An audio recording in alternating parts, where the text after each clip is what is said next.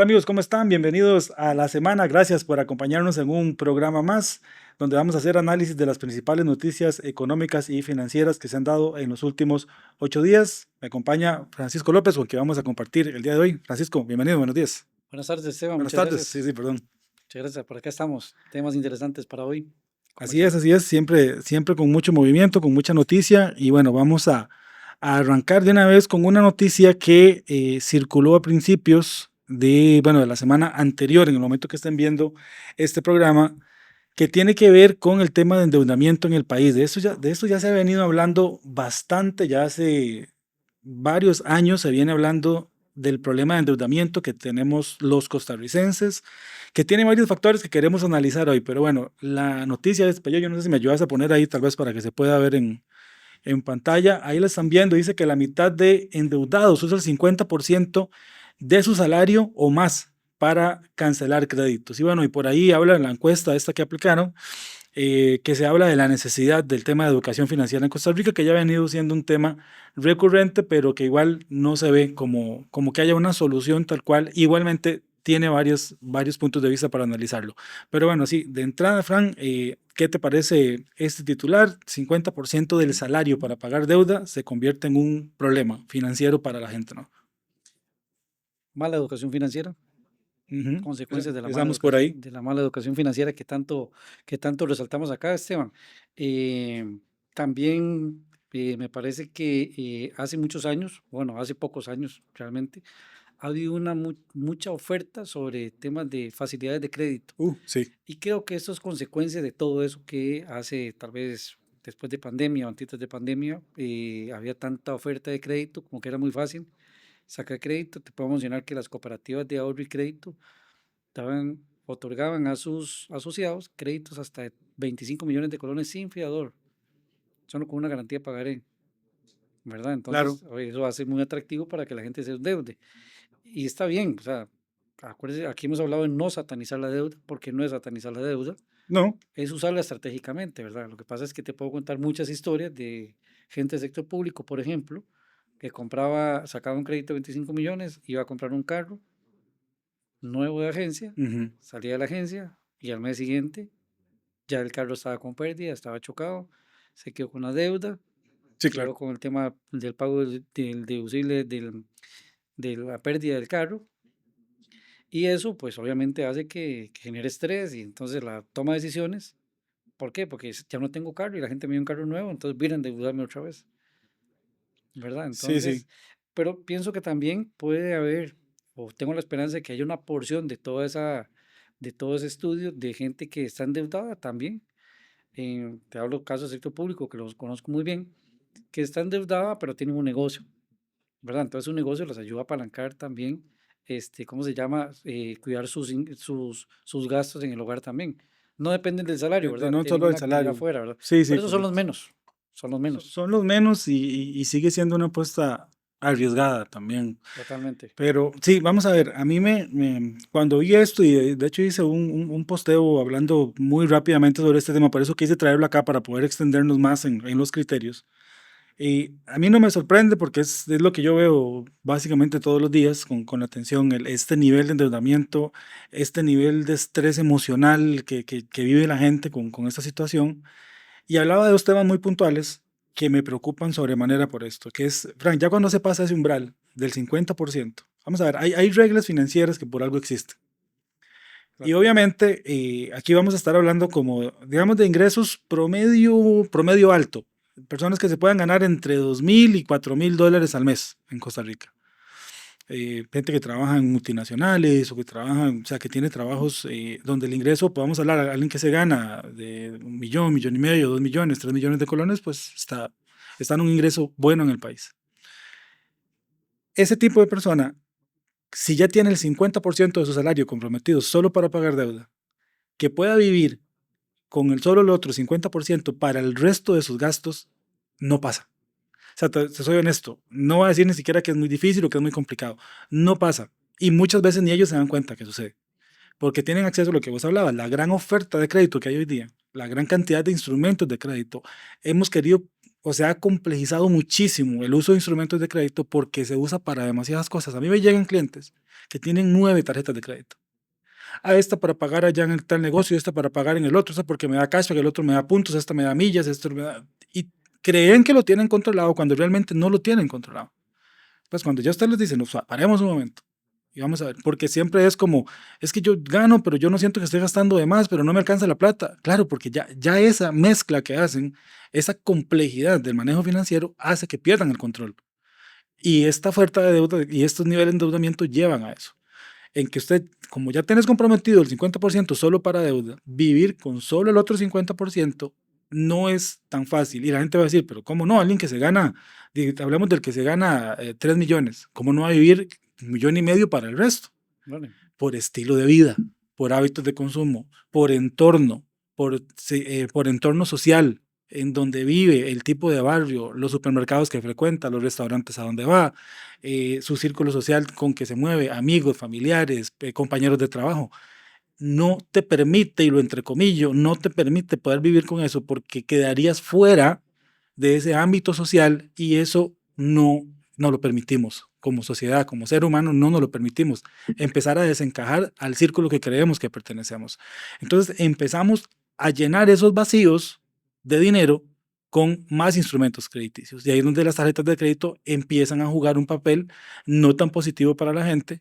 Entonces, eso es un punto que a mí me preocupa, que es si ya usted está en ese umbral, muy probablemente esté haciendo esa estrechez financiera cada vez más y más palpable, que es cuando se vienen después todos los temas de refinanciamientos y en donde creemos que estamos encontrando la solución haciendo ese tipo de movidas financieras, pero realmente estamos haciendo el problema cada vez más grande. Y lo segundo, que también lo comentaba, es el tema de que si no estoy ni siquiera pudiendo salir con mi gasto corriente, mucho menos tengo dinero para guardar o para ahorrar. Entonces, ¿qué es lo que va a terminar pasando? Que en el momento que algo suceda, que se jodió el carro o que algo en la casa o un tema de salud, algún gasto Están extraordinario, estos vulnerables. famosos gastos eventuales, y hay que atenderlos porque no puedo decir que no lo atiendo. Si se me jodió el refri en la casa, no puedo tener la comida ahí en hieleras o tengo que tener una refri. O voy a sacarlo a crédito de un almacén o paso una tarjeta de crédito porque no tengo ahorros. Compromete más su Exactamente. capacidad de pago. Hecho todavía más el tema del ciclo de pago. Sí, ese 50% es muy preocupante porque hace muy vulnerable las finanzas del hogar. Es jugar una Totalmente, ruleta ¿verdad? rusa. ¿Por qué? O Porque ese sea, 50% es para servicios públicos, correcto. vamos lo básico, sin ir a pasear, No. alquiler, ¿verdad? Alimentación. Lo que hablábamos la semana pasada, estoy pagando un alquiler porque estoy en estatus Ujú, y ujú, tengo la ujú. presión y no me puedo salir. Estudios a los niños si están en el hogar de escuela privada. Entonces hay un montón de gastos que con ese Claro, 50% no se pueden cubrir. O sea, es muy difícil. ¿Cómo los van a cubrir? Ese faltante que hay, como dice usted, con tarjetas. con tarjetas de crédito. O créditos de almacenes o Hoy me endeudo directamente. y me compro la refri, entonces Claro. ya pago ahora, no sé, cuánto pagará alguien por una refri, 50.000 colones al mes. Entonces comienza a quitarle eso y comienza a aumentar toda esa, ¿cómo se llama? Todavía ser más, Ese 50% más que está, estrecho está establecido el ahí. margen, correcto.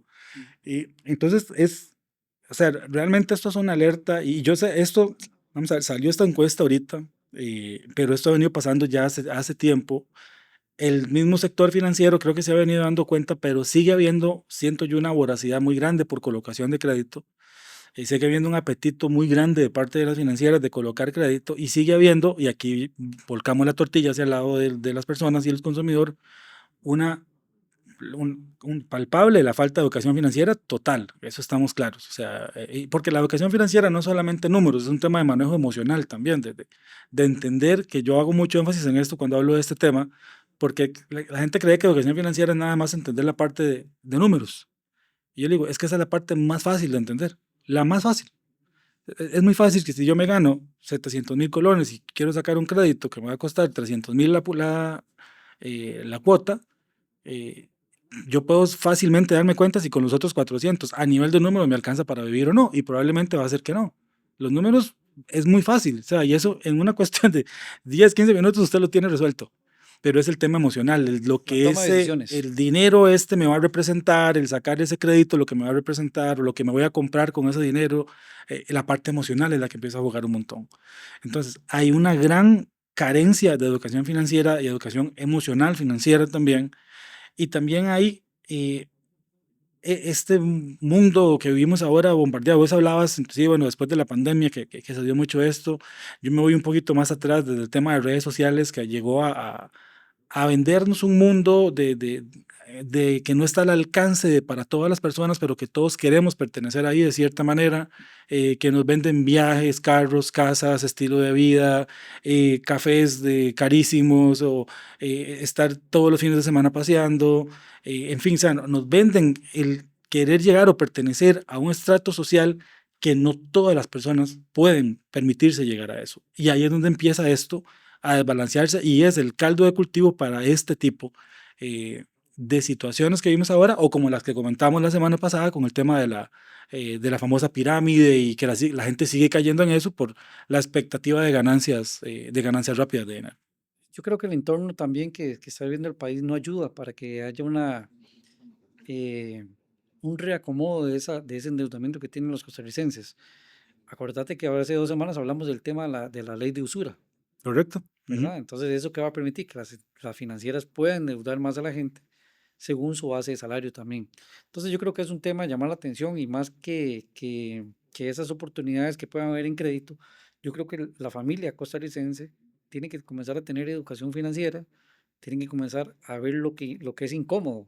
¿Y qué es ver lo incómodo? Es cómo estoy financieramente, cómo estoy, meterse la mano en la bolsa y decir con qué cuento, cómo estoy, a quién le debo. Pero entonces yo creo que las familias tienen que atender esa situación antes de que sea demasiado Sí, tarde. Si alguien está al 50%, pues yo digo que hay formas de remediar eso y ustedes lo saben muy todavía, bien. claro, sí, sí, Usted lo correcto. trabaja muy bien ese tema. Lo otro es que la familia puede estar propensa a llegar a ese 50%, ¿verdad? Y los que no han llegado al 50% y tienen el 30 o el 40%, que es lo recomendable, ¿verdad? Pues entonces planificar para no llegar a caer ese tipo de endeudamientos que Correcto. llega al 50%. Sí, exactamente. Al final se trata de eso, de hacerle ver a la gente, bueno, si ya pasamos ese umbral, créame que puede ponerse peor. Entonces hay que atenderlo ya. Eso es una alerta, una bandera roja que llaman ahora, de una alerta que te están dando, de decir, estás en un terreno muy peligroso.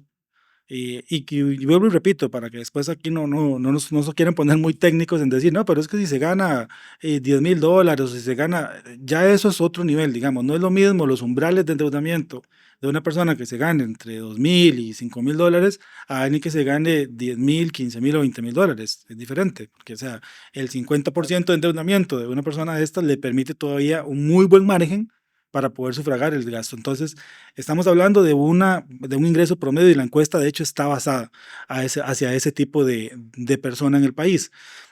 Pero claro, es darse cuenta, si ya estoy ahí, bueno, ¿qué tengo que hacer para salir de ahí? Aquí, repito, y esto no es por un tema de hacer publicidad ni mucho menos, pero con quien quieran hacerlo, la ayuda de un profesional o una guía es vital para que se pueda hacer de buena manera. Y aquí esto lo voy a decir con mucho respeto hacia los bancos y hacia las financieras, pero usted va al banco y el banco, voy a ser honesto, el banco no está en la obligación de asesorarlo a usted, el banco está en la obligación de, esto es el producto que yo tengo, esto es lo que yo te puedo ofrecer. Usted es el que tiene que saber si el producto le conviene o no. Yo Es un voy aquí, negocio, yo es voy un a negocio el cualquier banco. local aquí de comida rápida y si yo voy como cliente y digo, yo quiero ese combo, quien me está atendiendo no debería decirme, mira, y esa comida te caerá bien, y esa comida será buena para vos. Usted me lo está, Es tome, el negocio de ese ellos. producto que yo tengo es lo que yo tengo que vender. No tengo que esperar a que me asesoren porque no es un negocio. Usted no va a ningún banco y dice servicios de asesoría financiera. Dice préstamos, cuentas de ahorro, tienen productos que te están ofreciendo. No tienen por qué asesorarte. Entonces quitémonos ese tabú de que hubiera que el banco me asesore. No pasa. El banco te vende sus productos y punto, como cualquier negocio, como ya no decís vos. Sí, es buscar asesoría financiera, ¿Correcto? ¿verdad? Familiar. Eh, Usted para mí es un referente en temas de asesoría financiera en este país, pero también he visto que ha salido mucho asesor financiero bueno, Hay de todo, ¿verdad? ¿verdad? Sí, sí. Hay de todo, Hay de todo. pero he visto que gente Sí, sí, claro. Hay que se gente muy buena. asesora bien, entonces Claro, hay claro. oportunidades, ¿sí? En el mercado. Bueno, ahora la pregunta que siempre hacen es que contratarlo me va a costar dinero, ¿verdad? No contratarlo le va a costar mucho más. Exactamente, a esa parte iba, ¿verdad? Entonces es un tema de Sí, inversión, claro. ¿verdad? Estamos hablando ahorita de la familia que está sobre el 50%, ¿verdad? Que Claro. hay una salida, no es fácil, pero hay una salida. Hay que hacer sacrificios, ¿verdad? Y de la familia que está a punto de llegar ahí, ¿verdad? Que no ha llegado, pero tiene que tener claro, alerta a esa situación.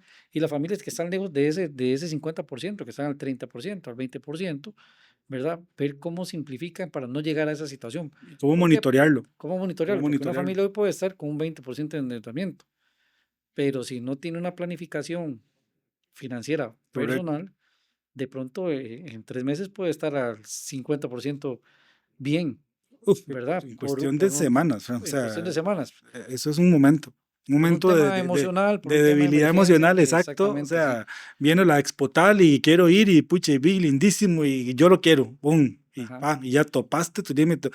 Yo estoy seguro que nosotros salimos aquí a la calle y agarramos 100 personas y le preguntamos, ¿usted sabe cuál es primero, su nivel de endeudamiento? Si lo conoce.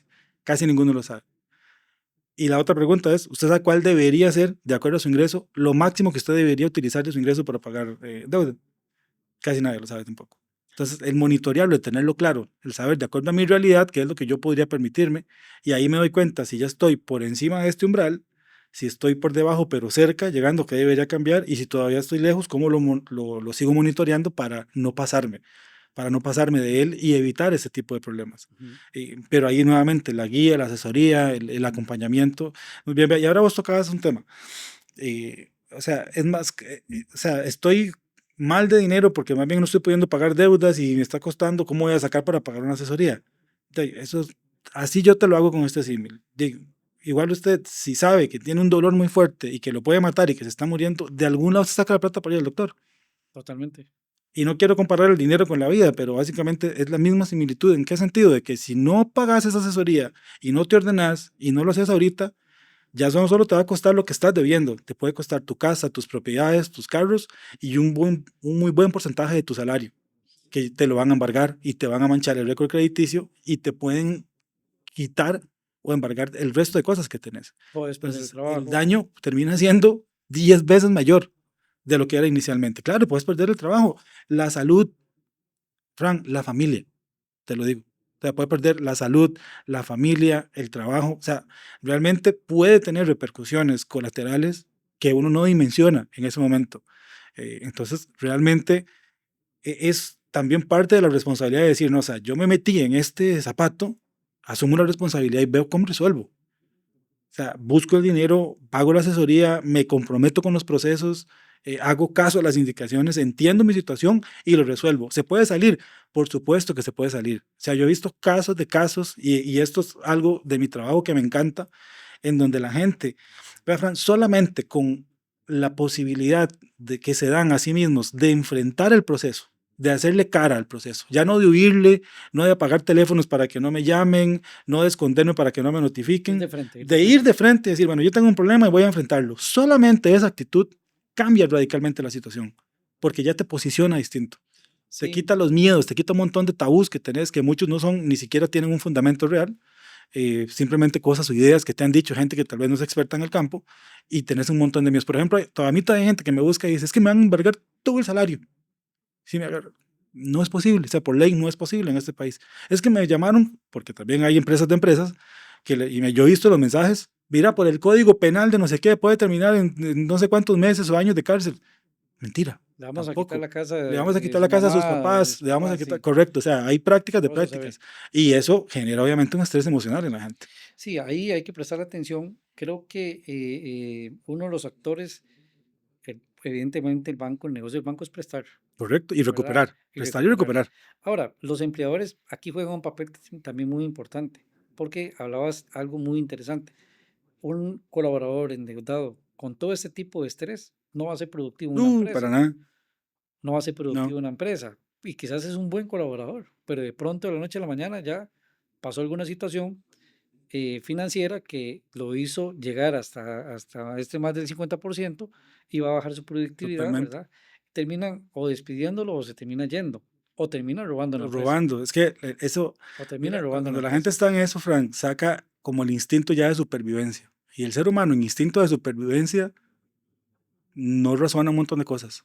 Sí, entonces este programa de asesoría para los colaboradores de las empresas que es vital, es muy importante, ¿verdad? Y no es que estamos vendiéndolo aquí, sino, como te No, decía, no, hay, sí, hay opciones en el son mercado, ¿verdad? realidades, correcto. Pero también, Esteban, me gustaría hacerte una pregunta, como decís, te va a quemar en el aire, porque la gente puede pensar de que una asesoría de ese tipo es muy costosa, Ujú.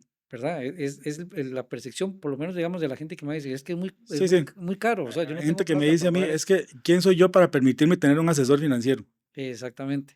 Sí, pero ¿qué tan accesible para el público? O sea, para alguien que está en una situación de esas, es llegar, obviamente hay una recompensa por tener esa asesoría, porque va a recomponer Claro. las finanzas, ¿verdad? También, y de pronto al principio no lo ven, pero yo por lo menos he escuchado que dicen, es que es muy caro tener que contratar un asesor que Sí, ordene mis finanzas y tengo que abrir el asesor toda mi vida y eso me da pena eso es otro y me tabú. va a regañar el asesor y entonces, etcétera, etcétera. Pero Sí. contame esa parte. No, mira, eso hay, obviamente hay de todo y va a depender de los alcances que se quiera o la complejidad del caso que te estén presentando. Pero hay facilidades, digamos, y cuando la persona realmente quiere comprometerse en algo, así sea con el aporte mínimo que pueda dar, siempre hay una asesoría que se puede llevar y que puede tener para ver su caso. Hay desde consultas puntuales que usted, mira, tengo una duda sobre esto que quiero hacer, quiero que me ayudes a aclararla, Fran, porque las finanzas siempre lo han sido, pero cada vez más se vuelven un tema muy técnico, muy técnico. Y si usted no es, así como yo no vengo aquí donde Peyoyo y le digo, mira, Peyoyo, tal vez la luz de esto no me gusta o el encuadre de eso, porque no es mi área. Yo no estudié nada que tenga que ver con esto. Es un tema técnico. El experto Claro, es él. Yo puedo meterme a YouTube y ver videos y dar mi punto de vista. Mira, y tal vez eso me parece que el estudio está más clarito o el CD está muy oscuro, o lo que, pero es un tema más de opinión personal que un tema técnico. Entonces, las finanzas se han complejizado tanto. Antes era, a vos te agarraba, te pagaban el salario, la nómina, como quiera decirle, en la mano porque te lo daban en efectivo y usted con eso agarraba y le pago el de la pulpería, le pago al lechero, voy al mercado, compro las cosas y nada más. Hoy día tenemos, primero que todo es digital, que ya no tenemos esa palpería. Y ahora vamos a hablar un poquito de eso, el palpar el dinero, el tenerlo en la mano, sino que todo llega ahí, mucho me lo rebajan automático y ya tengo que estar pagando membresías y suscripciones, accesos a programas, tengo que estar gastando en cosas que antes ni siquiera tenía que pensar. Quiero invertir y hay miles de productos y ofertas y plataformas, opciones que todas son buenísimas, todas son la pomada canaria, como se dice, para quien no conoce, para el que conoce el tema técnico, no. Entonces se vuelve algo fundamental el tener una persona que te hable al oído y que se preocupe por tus intereses, que al final eso es algo fundamental. Generalmente quienes te llegan a ofrecer cosas o que te están queriendo vender producto que no está mal, para nada, es un negocio, es parte del comercio, pero obviamente su intención es que vos le compres un producto. totalmente El cierto. tener a alguien a la par tuya que te diga que vamos a ver si ese producto a usted le es funcional o no. Y tú ocupas que tenga ese conocimiento técnico para hacerlo. Entonces se ha complejizado mucho y se ocupan gente a la par de uno. Ahora, ¿es carísimo tener un asesor financiero? No, o sea, no es caro. Hay de todo, al menos yo en mi caso, yo trabajo temas de consultas directas en donde si alguien tiene una duda puntual con un producto de inversión, con un producto crediticio o con algún caso en su casa en particular que necesite ver o revisar, eso se hace con sesiones y se ve un caso puntual. Hay programas extensos de meses en donde se toma una persona y se estructura desde cero hasta dejarlo encaminado ya con una estructura financiera. Hay personas que lo que quieren es invertir y uno lo toma, le ve, le hace un diagnóstico para su caso, le pone una oferta de productos a los que debería ver la posibilidad de acceder de acuerdo a su capacidad, igualmente en seguros personales, o sea, hay de todo. A veces es que nos quedamos con la idea de que es carísimo y yo no me lo puedo permitir y nada más, pero sí hace una gran diferencia y yo lo he visto, Fran, muchísimo y casi siempre la temática es esta. Vea, lo he intentado por años, ya no lo logré hacer y he perdido años de mi vida intentándolo hacer solo, no lo logro, no puedo. Lo dejo botado, no me funciona, los presupuestos no son para mí, no puedo hacerlo. Es que tiene que haber un compromiso también de la parte interesada. ¿Cuál es la parte interesada en esto? La persona que tiene el La problema, persona que tiene la situación, correcto. ¿verdad? Y sí, yo digo que es pasar un momento de dolor, Claro, porque tenés que exactamente. enfrentar a Cuando muchas ya le situaciones, duele. pero es como todo, ya cuando pasas ese primer proceso de dolor, ya más bien entendés No, todos los beneficios que tenés, la parte de empresas funciona, es la misma psicología, básicamente, ¿no? la misma psicología. Las empresas, sí, igual son manejadas por personas, van a tener el mismo razonamiento. ¿Cuántas empresas, en tu caso, has visto que ya hasta que ya, digamos, han tenido un caso complicado o tocaron fondo o se llevaron un muy buen susto, ahora sí, andan buscando, ocupo ordenarme, pero han tenido que ordenarse desde siempre. Pero son muy pocas las que estando o sintiéndose que están bien, buscan mejorar lo que ya tienen. Sí, está la persona que puede venir a buscar ayuda, te contrata a vos, Ujú. asesorame, ya entendí cómo hacer esto, yo puedo solo de aquí en adelante. Y no aprendió. Entonces deja, como decía anteriormente, dejan todo a mitad de camino. Sí, claro. Ya resolví, ya me llegó un poquito más de plata, ya el salario me aumentó un poquito más porque hice una... Pero el tema es la continuidad en esa parte. ¿Por qué? Porque yo digo que eso es como un tipo de vicio que tienen las personas que se endeudan mucho, ¿verdad? Donde es complicado salir de una situación de ese tipo, Sí, de tanto endeudamiento, sí, porque claro. vi casos en el banco de las personas que les acomodábamos su salario, que hagan con un buen salario, y de pronto al mes siguiente ya llegaban a pedir otro crédito, Ujú, ¿verdad? ujú. Y ya se veía que a los 3 meses están otra vez endeudados igual. Entonces nosotros, bueno, nosotros en el banco, pues obviamente nos tocaba vender el crédito, pero sí daba lástima ver, o daba esa desazón de ver a esa gente que se les ayuda, porque los bancos ayudan también en esta Sí, parte sí, claro. de respaldo de las personas también, pero muchas veces las personas lo que dicen es, se me liberó el salario, voy a endeudarme más, ¿verdad? Entonces es un tema bien complicado, bien complejo, hay que prestarle atención. Las familias tienen que revisar su presupuesto, si están en esa línea del 50% más, buscar ayuda, buscar un asesor financiero como Esteban, para que puedan, ¿cómo se llama?, tratar, salir ya del camino, que no va a ser fácil, pero hay salida ahí. Estoy seguro que hay una buena salida en esa parte. Así es, pero bueno, hay un tema que de verdad esperamos que llame a la reflexión, que las personas, como hablábamos, que ya están en ese umbral, busquen salida a esa situación antes de que se complique más, porque puede complicarse y lo más probable es que pase. Y quienes no están ahí, pues bueno, tengan claro cuál es su nivel de endeudamiento actual, aunque sea menos del 50, y cuánto es lo que se deberían permitir. Decimos así una fórmula muy rápida para que la tengan presente. Si su ingreso está entre los 2.000 y los $5.000, su nivel de endeudamiento no debería andar por encima del 35-40% como máximo, como máximo. Ya en 40 ya debería ser como donde empiece a sonar alarmas de que ya de más de ahí no debería subirse. Pero bueno, de verdad que un tema súper interesante. Vamos con el segundo tema para el día de hoy que me pareció súper interesante porque esto es un comportamiento que tiene un montón de implicaciones financieras y sociales. Salió, te digo, si me ayudas ahí con la pantalla, y es la noticia de que Costa Rica es el país latino de la OCDE donde tiene más jóvenes viviendo con sus padres. Y esto es algo que tiene que llamarnos la atención por mucho, desde lo social y desde lo financiero. Y aquí vamos a tocar varios temas. Ahora que hablábamos temas de redes sociales, vean, se ha venido generando una cultura a nivel de redes sociales, sobre todo entre la gente más joven, en donde les están vendiendo que tener una casa es un pésimo negocio, que nadie debería tener vivienda, que para qué estar pagándole al banco, que mejor alquilen. O sea, básicamente vivir en un alquiler perpetuo y que usted con el dinero que se gana entre la cuota y lo que alquila lo pone a invertir y le va a ganar un montón de plata y bla, bla, bla, bla, bla, bla. Claramente con intereses comerciales 100% ese tipo de discursos en donde pues lo que están buscando es o favorecer sus negocios de colocación de productos, de pseudo productos de inversión, porque la mayoría ni siquiera lo son, o porque tienen negocios de alquiler de viviendas y básicamente pues lo que ocupan es alimentar su negocio de un público cada vez que necesite más. A esto se le suma, Fran, también, y quiero escuchar tu criterio, y esto creo que lo conversábamos en unos programas anteriores también, del acceso que se está limitando cada vez más de las personas más jóvenes, sobre todo, a poder adquirir una vivienda por los costos. Porque Costa Rica se ha hecho un país muy caro para poder tener una casa. ¿Qué te parece esta noticia? Sí, bueno, eso fue reafirmado por el CEFIA, ¿verdad? El Colegio de, ¿cómo se llama? Ingenieros y Arquitectos. Dice que ellos destacaron que esta razón de este 60% de jóvenes costarricenses que viven en los hogares destaca que se debe principalmente a dificultades de acceso a vivienda, Ujú, ¿verdad? Propia o alquiler accesible, que hablamos la semana pasada de correcto. los montos de alquiler.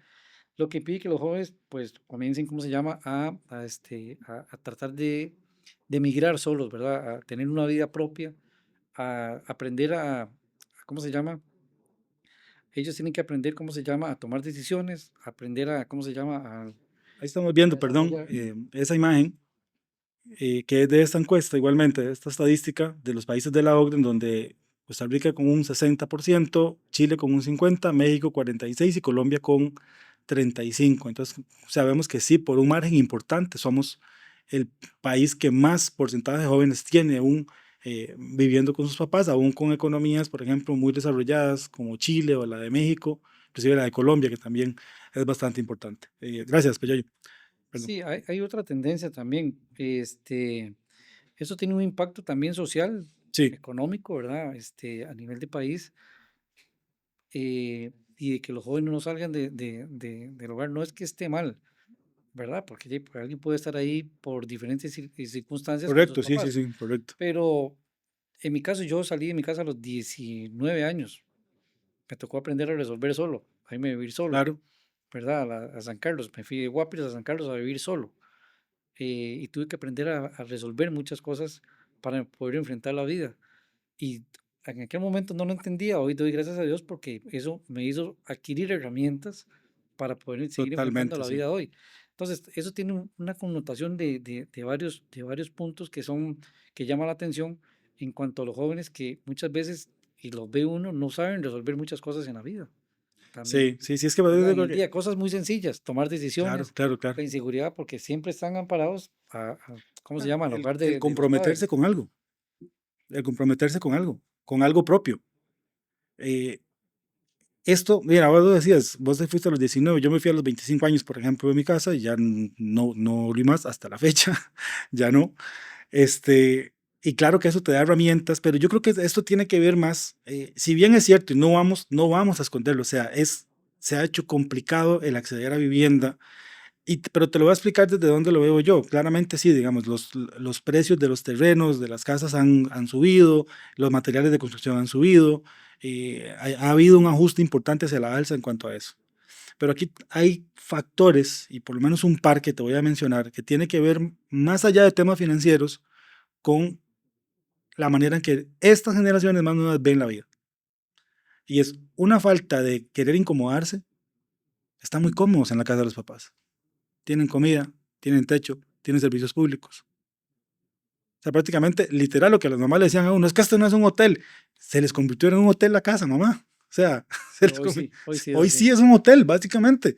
O sea, están muy cómodos, porque también los papás más jóvenes, digamos, de estas generaciones, tienen un chip diferente a los nuestros, en donde, vamos a ver, yo no voy a decir que yo le incomodaba a mis papás, pero yo creo que ellos mismos, por su misma, o sea, era como, pónganse a caminar, o Vuelve sea, rápido, pónganse a vuelve caminar rápido. porque sabían eso que vos decías.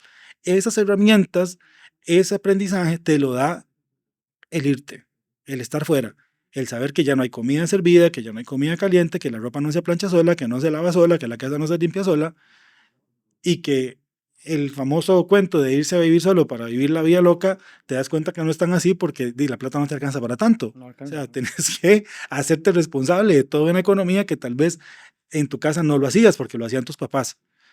Entonces aquí viene también esa parte, o sea, porque muchas veces es, no, es que está muy caro el crédito y para qué yo lo voy a pagar al banco, pero a veces yo siento que eso es más discurso de excusa, o sea, de yo disculparme de antemano por no hacer o no tener una casa propia, que realmente por que no se pueda. O sea, creo que hay una falta de compromiso total y una libertad que se quiere tener ahora de no amarrarse a nada. Y esto se extrapola a otro montón de cosas, a relaciones interpersonales, a los trabajos. ¿Cuánto es la rotación hoy día en los trabajos? Sobre todo la gente más joven, que no tienen ese nivel de arraigo con las cosas. Aquí en el área metropolitana, por lo menos yo veo la tendencia de que los jóvenes sí salen de su hogar, ¿verdad? Pero el tema de ir a alquilar es más costoso, Sí, claro. ¿verdad? Entonces, te puedo dar el ejemplo de mi hermana. Mi hermana se vino de Guapiles y ella ahora vive con otras dos muchachas más, una roomie que le llaman, y Ok. comparten sus gastos a veces ella me llama, Esteban, para que le ayude con algo y le digo, tiene que aprender a resolver usted sola, Ujú. ¿verdad? Entonces, a uno le duele porque uno ¿Qué edad quiere ir a tiene? resolver. Perdón, así como Tiene para... 22 años, tiene mi hermana, Ok, sí, todavía está en una 22 edad años. que puede estar en ese aprendizaje, claro. Está estudiando Derecho, ¿verdad? Trabaja todo el día, llega a su apartamento, tiene que cocinar, tiene que alistar, va a hacer ejercicio, pero es una forma de resolver. Pero también, eso es porque tiene esa facilidad de venirse para el área metropolitana, pero Sí, hablemos de las personas que están tal vez en la zona de Guanacaste o en la zona sur. Esos jóvenes que están allá, les es más difícil migrar acá ¿verdad? Por un tema también de los miedos, un tema que no es fácil tampoco migrar de un lugar a otro. Entonces, por lo menos en el área metropolitana hay esa tendencia.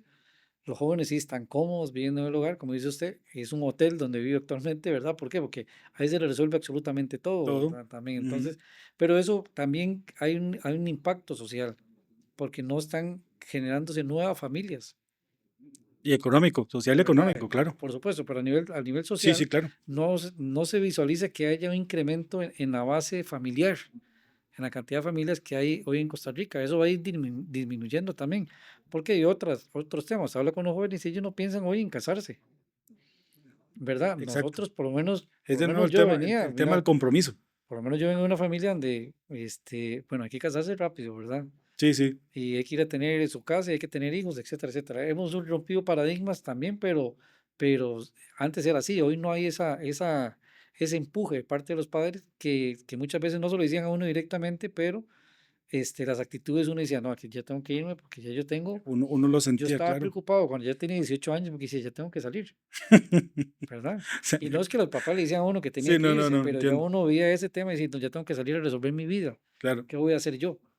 Entonces es un tema también de un efecto social porque impacta en la parte de la economía del país también, en la parte de la toma de decisiones en futuro también. Ya no va a haber familias que estén tomando decisiones, ¿verdad?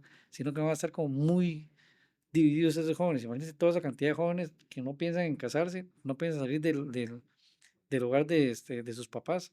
¿Cuánto impacto económico, cuánto impacto social puede tener este país tan pequeñito sobre una situación de esas?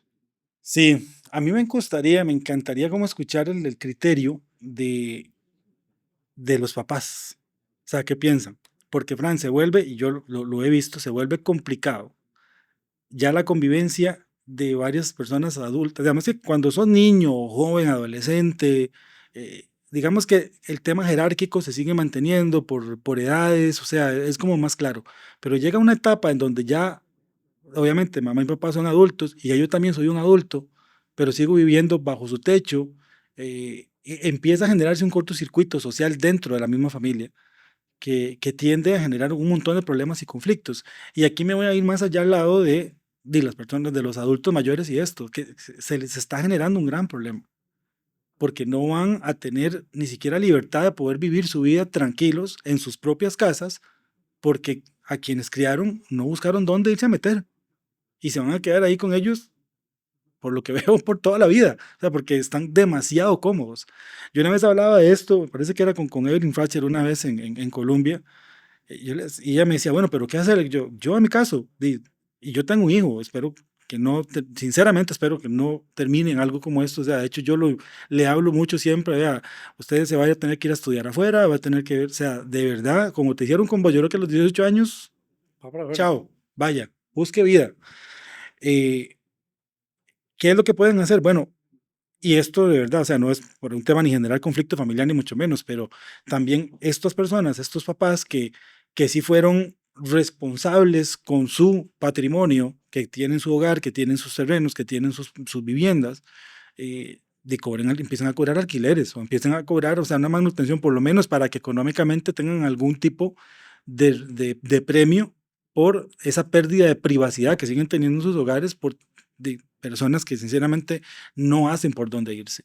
Y aquí repito, o sea, yo entiendo que el panorama a nivel económico a veces no es el ideal, pero también mucho es un tema de enfoque, de realmente en qué estoy yo utilizando los recursos que pasan por mis manos y si yo tengo la intención real, pues de dar este paso de irme a vivir solo o de tener mi propia vivienda y si no, pues seguir viviendo ahí.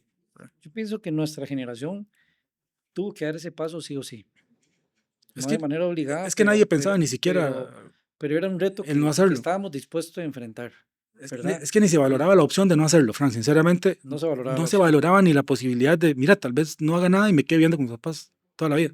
Ni siquiera se pensaba, sinceramente. Bueno, en aquella época, yo tengo ya 43 años, ¿verdad?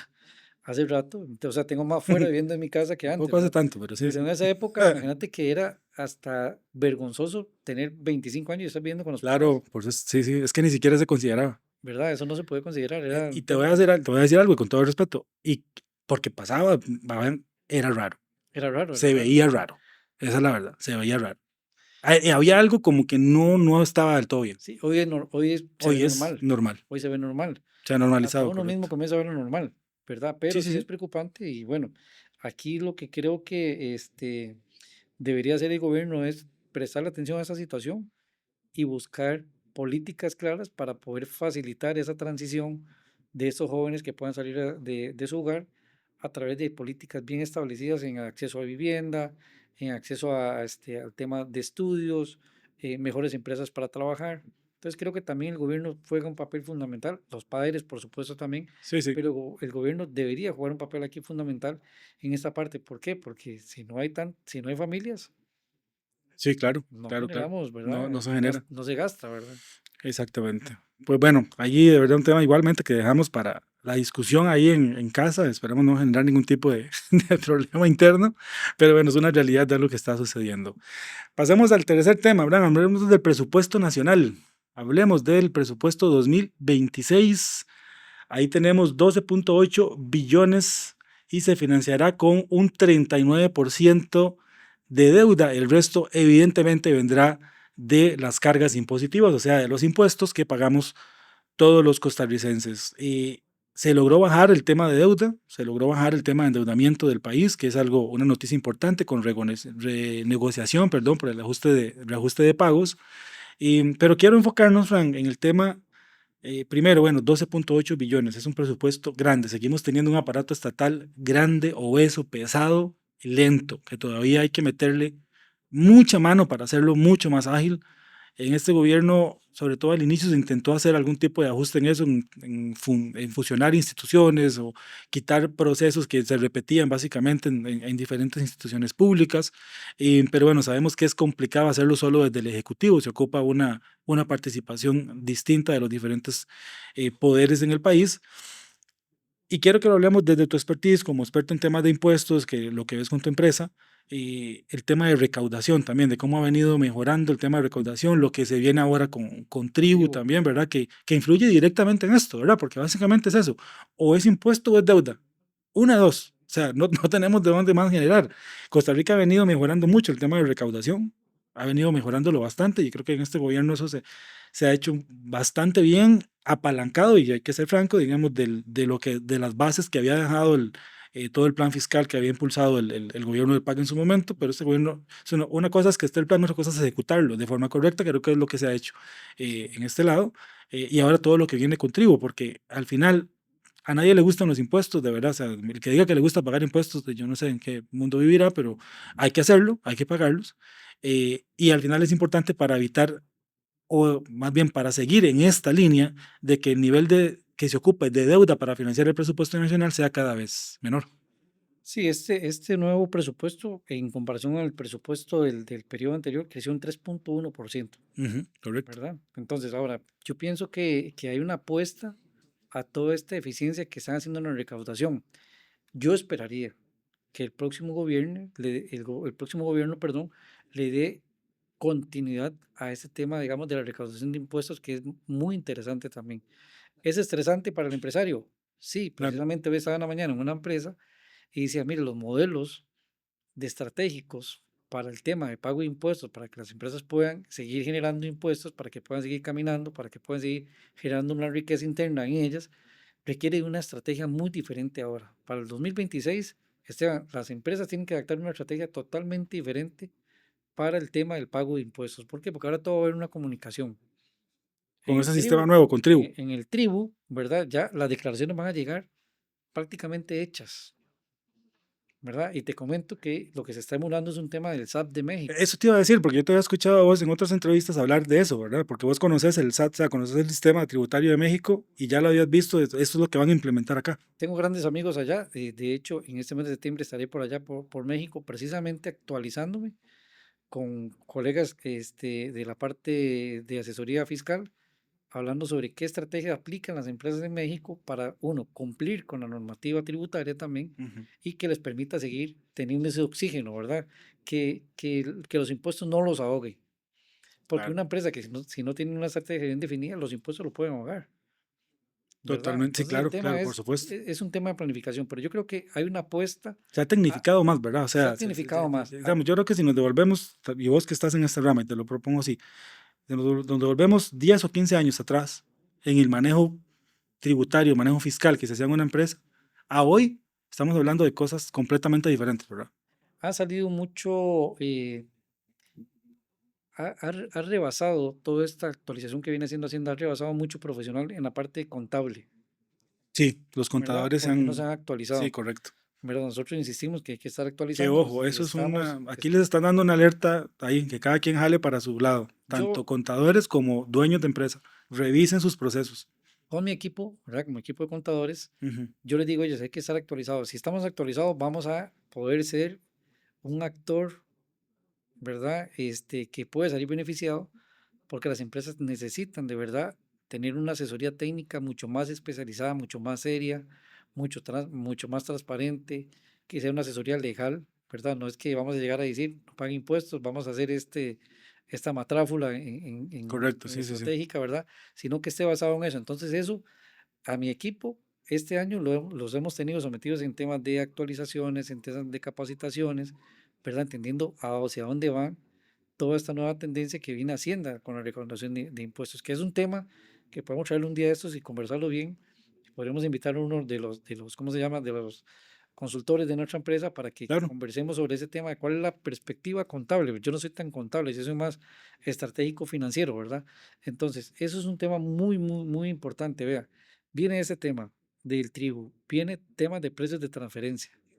correcto también, Ayer hablábamos de un cliente que atendimos allá en San Ramón, ¿te acuerdas? correcto, Que esa empresa sabe que tiene un grupo de interés claro, económico bastante claro. vinculado y les preguntaba, mire, ustedes tienen que hacer este tipo de declaración. No nos toca hacerlos porque lo que nosotros transamos es poquito, ¿verdad? Pero usted y Ujú. yo sabemos que eso no es un No, poquito, no es es un mucho, poquito, ¿verdad? no, Entonces no. no están viendo. ¿Por qué? Porque no están siendo asesorados, porque no están buscando la asesoría correcta también. Y eso obviamente puede tener impactos fuertísimos en multas por no estar actualizado en esa parte. Entonces, creo que la recaudación de impuestos el gobierno le está haciendo apunte a que sí, evidentemente va a haber un aumento con la recaudación de impuestos. Venimos heredados por toda la propuesta fiscal que hizo el PAC, ¿verdad? Y la implementación que viene haciendo este gobierno. Ahora, lástima que se está instalando tribu en esta época casi de cierre de año y finalización del gobierno. Hay que ver cómo va a entrar el otro gobierno y qué políticas va a Correcto, poder sí. aceptar en la parte de recaudación de impuestos. Sí, sí, sí, eso, tal vez el timing. Igual esto fue que se atrasó por un tema ahí en la asamblea, ¿verdad? Que por ahí hubo una diputada que puso un recurso para retrasar la, Es, la implementación. es una historia. Pero bueno, igualmente sí, tal vez no era como el momento más correcto. Pero bueno, aquí importante, tal vez como para ya cerrar con este tema y ya llegar al último tema que tenemos para el día de hoy, lo importante, la buena noticia es, bueno, que se logró bajar un poco el nivel de deuda requerido para financiar el presupuesto nacional. Igualmente seguimos con casi un 40% de eso. O sea, básicamente esto es, para que la gente lo entienda, esto es como que en una casa usted logre presupuestar todo un año de gasto. Usted diga, bueno, yo ocupo 10 millones en el año para salir con todos los gastos que tengo, pero solo genero 6. Ocupo pedir prestados 4, porque si no, no salgo. Y esto claramente no es un buen manejo, pero bueno, es a nivel presupuestario nacional y sucede en muchos países del mundo que hay siempre este déficit ahí. Sucede de esa manera. Se ha venido haciendo ajustes a la deuda y el tema de recaudación, que creo también ahora con Tribu vamos a empezar a ver todavía mejores resultados de recaudación para el año 2026. Ya inclusive el otro día lo conversábamos un poco con el tema del SIMPE también, que van a empezar a transar ahí o a darle un seguimiento a los pagos por SIMPE en temas de comercio, que mucha gente estaba también haciendo algún tipo de evasión fiscal por ahí. Pero bueno, al final lo que se busca con esto es que se recaude lo que se tenga que recaudar, ni pagar más ni pagar de menos, y que se utilice bien de manera correcta todo el dinero que pasa por el presupuesto nacional. Y bueno, ya para cerrar el programa del día de hoy, traemos un temita interesante, algo que creo que es lo que hay que ponerle atención, porque me parece va a ir siendo cada vez más recurrente este tipo de noticias, y esto es que Albania eh, está presentando un plan para eliminar al 100% el efectivo de su economía.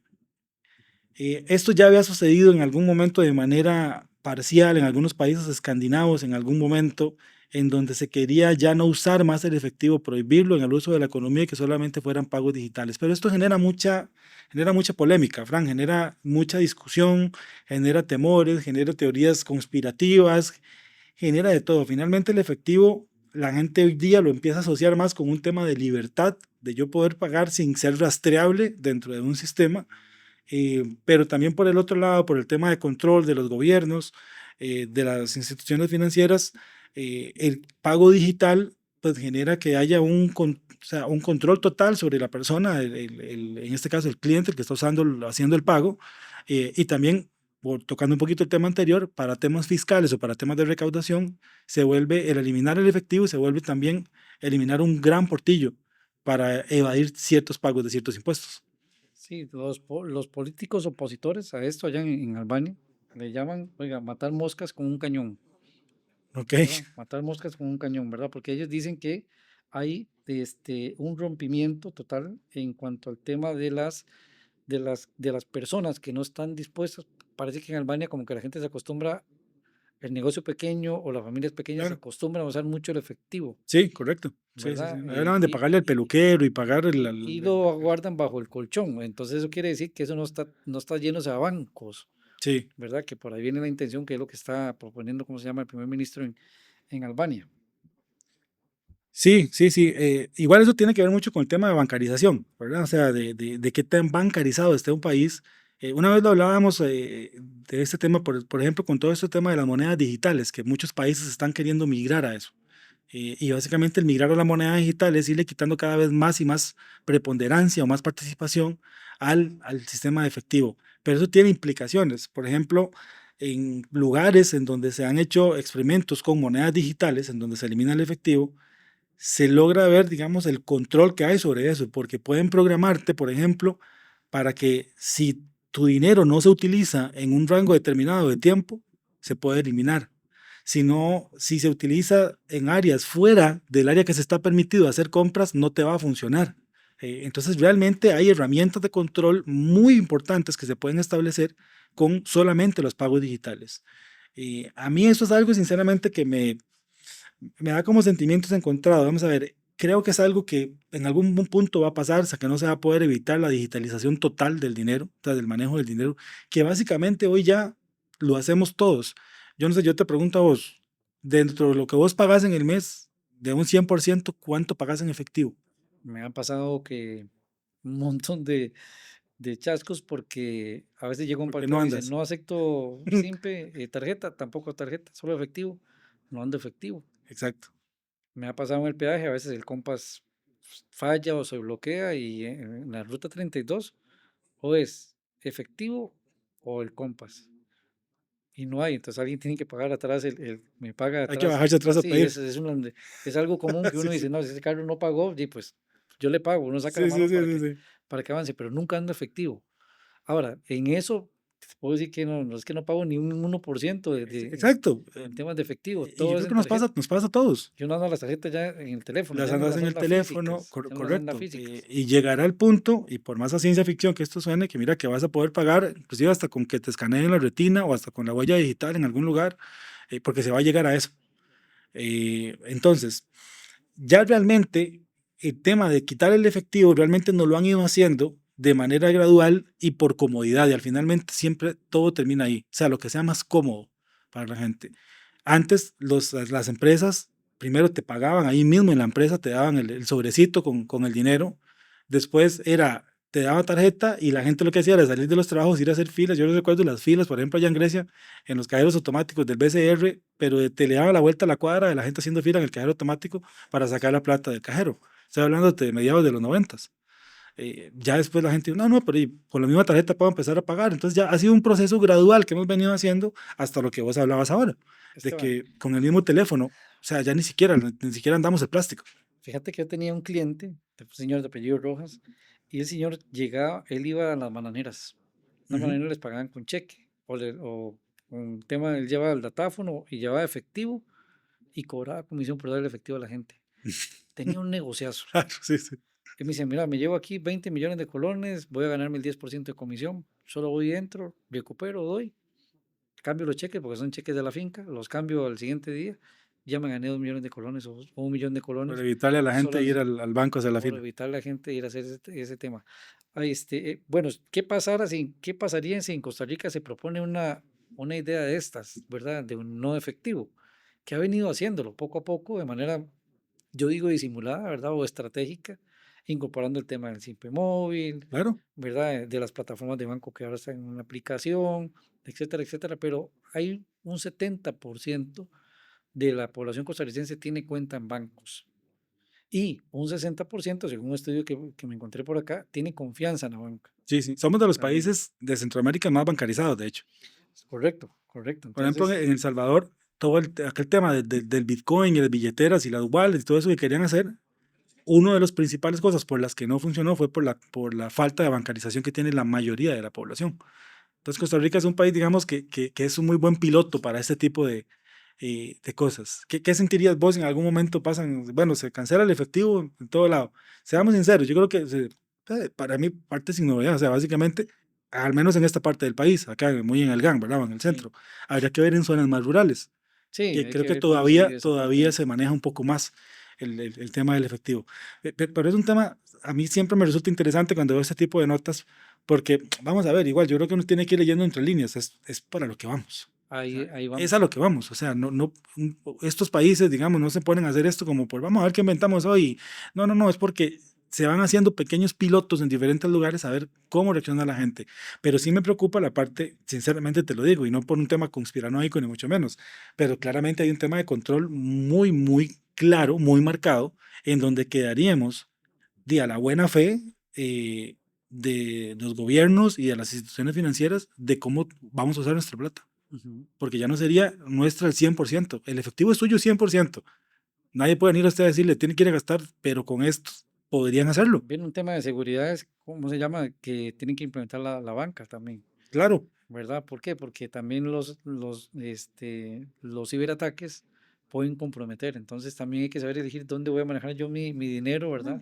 Y cómo me voy a respaldar, ¿verdad? Si los no tengo bloqueos. póliza, no tengo póliza. Cuando hubo el apagón en España, ahora, ¿eso hace cuánto fue? Fue este año, a principios, o el año pasado. Bueno, que hubo un apagón en España terrible, digamos que se fue, todos los sistemas se fueron. Ahí salió este tema sobre la mesa. Bueno, y la gente que pudo moverse un poquito más era porque tenía efectivo. Porque tenía efectivo. Y los que no podían pagar, no había forma, todo estaba muerto. ¿Qué pasa en una Sí, sí, situación así? es complejo. Es complejo, Hay que por eso le tener digo, toda una planificación sobre esa parte. es complejo, pero bueno, también hay que irle poniendo atención a esto y uno pues entendiéndolo, porque muy probablemente en algún punto acá nos va a llegar, y créame que si en Centroamérica o inclusive en América Latina se hace algún piloto de este tipo de cosas, Costa Rica es uno de los países que tiene uno de los márgenes de bancarización más importantes, una red de pagos bastante sólida por la banca pública, digamos que prácticamente hay datáfonos en cualquier lugar, y ahora con el tema del simple móvil, ni para qué. Entonces, muy probablemente en algún punto nos puede tocar. Ujú. Pero bueno, Fran, se nos fue el programa hoy, rapidísimo como siempre. Pasó Gracias por volando. habernos acompañado y bueno, de verdad que siempre muy valiosos tus aportes. Muchas gracias. Nos vemos en la próxima semana.